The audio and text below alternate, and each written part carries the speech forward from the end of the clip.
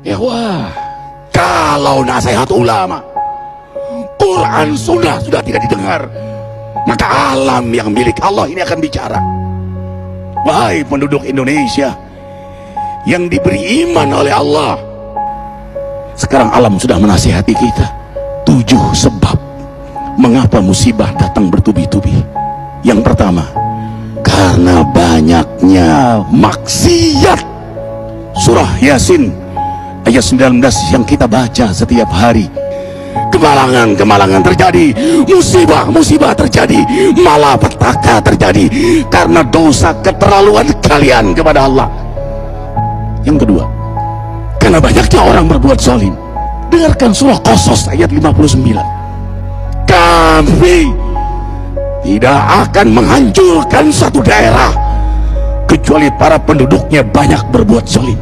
Anak durhaka pada orang tua, istri yang berani kepada suaminya, perampok, pembunuhan di mana-mana. Ini mengundang bala bencana. Yang ketiga, mengundang bala bencana karena kelakuan tangan-tangan manusia.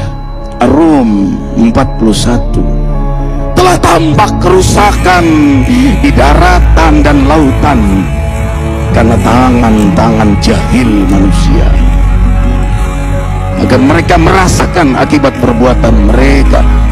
Sebagian mereka merasakan akibat perbuatan mereka, agar mereka kembali kepada Allah. Yang keempat, bencana terjadi karena para tokoh melakukan kemaksiatan dan kezaliman.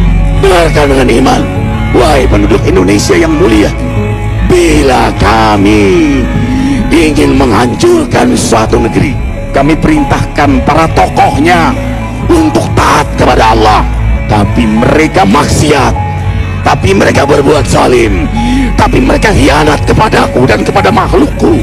Bahaqqa alaihil qaul, maka haklah untuk mereka datang bala bencana seperti kaum Ad, kaum Samud, kaum Lut, kaum Nuh. Kami hancurkan sehancur-hancur. Siapa tokoh itu?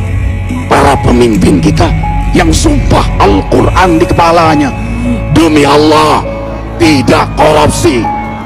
Lalu korupsi. Siapa lagi?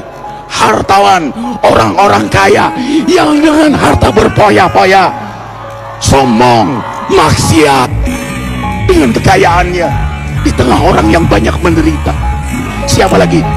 Ulama yang menjual ayat-ayat Allah dengan murah. Subhanallah.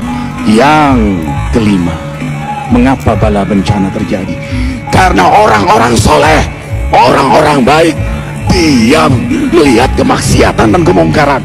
Surah Al-Anfal ayat 25. Takutlah kalian dengan musibah yang tidak hanya menimpa orang yang maksiat, orang yang berbuat zalim, tapi juga kalian orang-orang soleh.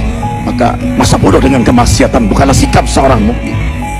Amar ma'ruf nahi munkar adalah amal cerdas. Yang keenam, justru karena rahmat Allah, karena peringatan yang Allah hadirkan agar hadir mahkamah kesadaran kita.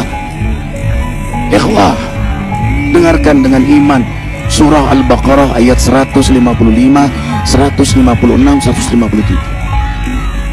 Kami pasti uji kalian dengan sesuatu yang buat kalian takut lapar, takut miskin, takut kematian. Tapi kabarkan berita gembira bagi hamba Allah yang sabar dari semua ujiannya, yang mereka berkata,